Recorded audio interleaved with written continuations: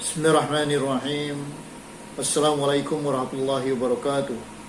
Alhamdulillazi jalal ilma bitta'alun warsala li ta'li minal anbiya. Wassalatu wassalamu ala sayyidina Muhammadin wa ala ali wa sahbihi ulama il atqiya'i amma ba'du.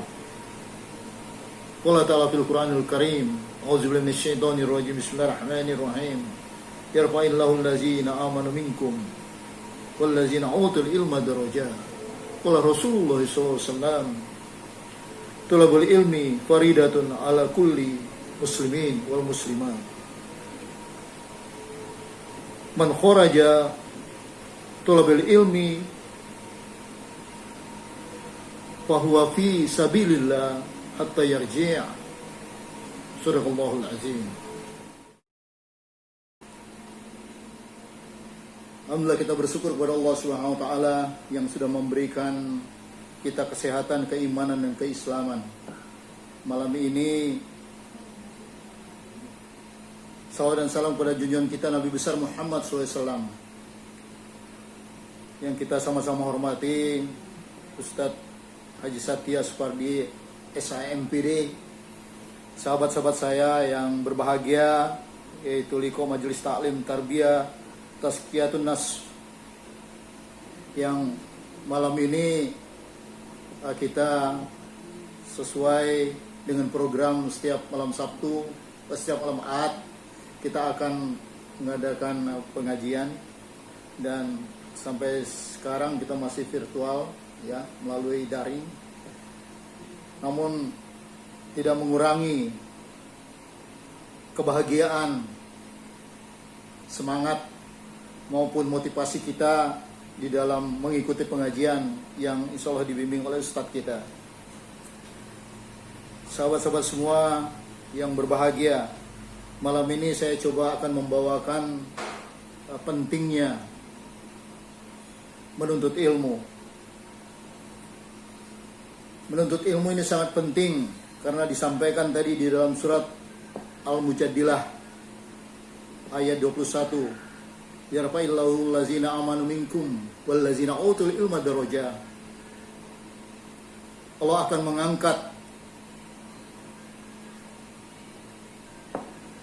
mengangkat muslim di antara kamu, seorang muslim, dan juga yang diberikan ilmu atau pengetahuan beberapa derajat. Kemudian disampaikan oleh Rasulullah SAW, tolabil ilmi faridatun ala kulli muslimin wal muslimat. Menuntut ilmu itu sangat penting bagi orang Islam laki-laki dan orang Islam perempuan. Man kharaja fi tolabil ilmi fahuwa fi sabilillah hatta yarju'. Jika kamu keluar menuntut ilmu, maka kamu berarti di jalan Allah sampai kamu kembali. Dan ini sudah dijelaskan oleh Rasulullah dan juga Allah Subhanahu wa taala, bahwa pentingnya kita menuntut ilmu tersebut. Ilmu ini adalah bahasanya di dalam bahasa Indonesia itu pengetahuan. Ilmu berasal dari bahasa Arab, yaitu ya'lam, alim, dan ilma. Secara terminologi atau istilah, ilmu adalah gambaran sesuatu pada pikiran atau akal kita. Dan ilmu inilah adalah pedoman setiap perbuatan yang kita lakukan. Karena orang dengan ilmu tersebut dia melakukan sesuatu. Oleh karena itu, ilmu ini bagaikan cahaya di malam yang gelap. Dan dengan ilmu hidup kita akan indah. Bahkan memberikan kita kebahagiaan di dunia wal akhirah. Rasulullah SAW menyampaikan, jika kamu ingin bahagia di dunia, kamu harus berilmu. Jika kamu ingin bahagia, barang siapa ingin bahagia di akhirat dengan ilmu.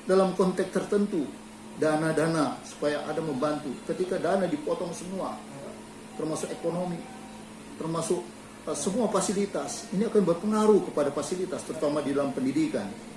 Karena kami mungkin karena banyak bergerak di bidang pendidikan. Nah, ketika pendidikan ini berpengaruh, akan berpengaruh kepada SDM, sumber daya manusia. Anak-anak pada terbengkalai, anak-anak tersia-sia, dan ini mengakibatkan kader-kader bangsa, anak-anak ini akan lemah, dan akan terjadilah kelemahan-kelemahan, cita-cita bangsa agak tersendat dalam mencapai kemajuannya. Oleh karena itu, pentingnya, yang terpenting ini adalah ilmu agama. Dan ilmu agama ini sumbernya dari satu, yaitu dari Allah Subhanahu wa Ta'ala. Teman-teman semua yang dirahmati Allah Subhanahu wa Ta'ala, orang yang berilmu itu ketika dia menuntut ilmu apa yang didapatnya, keutamaannya. Yang pertama itu adalah diangkat derajatnya dalam surat Al-Mujadilah tadi, yaitu surat bantahan, ya, artinya bantahan, ya, wanita yang menggugat, ya, dalam 21 itu, ya, yang dia angkat derajatnya. Jadi orang yang berilmu itu lebih nilainya tinggi ketimbang orang-orang biasa. Karena di dunia ini ada dua yang dipandang orang. Yang pertama orang kaya yang punya harta. Yang kedua orang yang berilmu.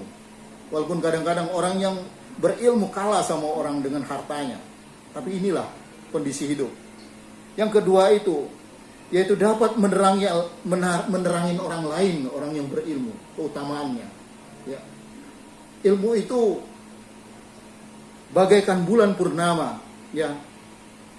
Hadis riwayat Abu Daud yang artinya kelebihan seorang alim atau berilmu terhadap seorang abid, yaitu ahli ibadah, ibarat bulan purnama terhadap seluruh bintang, ya. Dan betapa pentingnya. Kemudian yang ketiga, mendapatkan ilmu yang belum diketahui. Ketika dia menyampaikan ilmu, kemudian dia belajar lagi, mengkaji seperti kita sekarang ini, kita dapat ilmu-ilmu yang lain, ya. Kalau kita membaca, kita terus menambah ilmu. Kalau kita meneliti terus, apa-apa ilmu yang tidak diketahui, kita akan ketahui.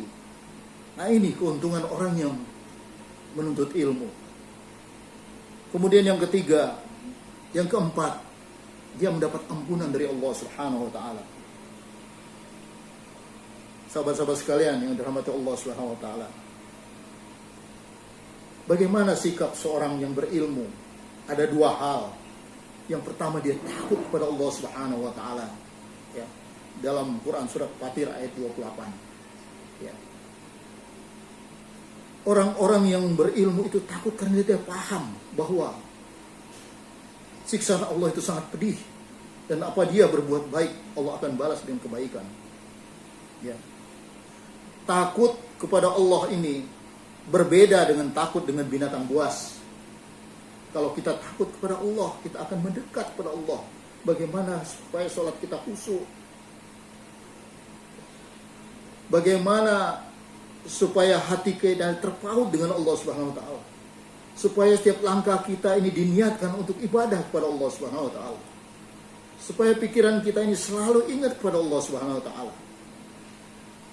Berbeda dengan kita takut dengan binatang buas seperti harimau, ya, macan, beruang dan sebagainya. Kita akan menjauh. Yang kedua, sikap orang yang berilmu, dia harus menyampaikan ilmunya, mengamalkan. Karena apa? Karena dengan ilmu itu dia akan bahagia di dunia dan di akhirat. Jika ilmu tidak diamalkan, itu bagaikan pohon yang tanpa buah. Para sahabat saya yang bahagia, yang insya Allah malam ini kita mengikuti pengajian ini. Terus sekarang cara menuntut ilmu itu bagaimana? Ya banyak caranya, ya. Utlubul ilma minal mahdi ilal lahdi. Tuntutlah ilmu itu dari buayan hingga liang lahar. Dimanapun kita menuntut ilmu, kapanpun, ya, sampai kita nanti masuk ke liang lahar, yaitu dikubur. Yang pertama adalah belajar di tempat yang formal, di sekolah, SMA, SMP, sampai perguruan tinggi dan sebagainya. Yang kedua itu belajar di lembaga non formal. Yang mana itu? Ya seperti kursus di klub, Liko yang sekarang ini yang kita sudah lagi lakukan ini. Itu termasuk. Kemudian yang ketiga, rajin kita mendatangi mengikuti majelis taklim dalam kajian ilmu agama tentunya. Yang keempat, karena ilmu agama ini adalah fardu ain sifatnya, wajib kita belajar. Berbeda dengan ilmu-ilmu yang lain, yaitu fardu kifayah. Yang keempat itu, kita mencari guru supaya kita tidak terjebak, ya. Karena ketika kita belajar kepada guru, mungkin ada hal yang tentu yang tidak bisa kita lakukan sendiri. Contohnya, salah satunya adalah apabila kita belajar Al-Quran, kita kadang-kadang tidak bisa sebaik mungkin bagaimana mengucapkan secara baik mahraj hurufnya, tajwidnya, dan sebagainya. Dan ini penting ada guru. Kita sudah mengetahui banyak para ulama-ulama dahulu, para sahabat-sahabat dulu, mereka berguru. Ya. Imam-imam kita juga berguru. Imam Hanafi, Imam Hambali, Imam Syafi'i, Imam Ahmad, semua berguru. Banyak gurunya. Ya. Dan kita, baru berapa guru kita? Coba kita. Dan ini semua harus kita lakukan kalau kita ingin menuntut ilmu. Kemudian yang kelima, berkumpul dengan orang-orang soleh. Kita bersyukur sekarang sudah usia 50 ke atas ini, hampir 60. Bahkan ada yang lebih dari 60. Kita berkumpul kepada teman-teman kita yang soleh. Dan ini salah satu kebahagiaan kita. Karena apa? Orang-orang yang soleh itu berpikirannya pasti dia tentang kebaikan, tentang agama, tentang nilai-nilai ibadah, tentang Al-Quran dan tentang hadis, dan tentang tingkah laku Rasulullah SAW. Nah, dan ini wajib kita syukuri karena kita sudah berkumpul dengan orang-orang yang soleh. Kemudian yang keenam, rajin kita mengunjungi perpustakaan. Di perpustakaan banyak buku bisa kita cari, ya, sebagai bandingan-bandingan, sebagai acuan kita untuk belajar. Jangan kita terjebak dengan hanya satu guru dan lain sebagainya. Dan yang ketujuh terakhir, yaitu kita banyak menonton, mendengar, menyimak kajian-kajian Islam di TV, di internet, di Google Form seperti sekarang ini, dan mungkin juga di WA, yang memang walaupun ini harus kita telusuri betul atau tidak. Sahabat-sahabat yang berbahagia, kesimpulan dalam pentingnya menuntut ilmu ini, jika kita ingin bahagia di dunia, marilah kita wajib menuntut ilmu.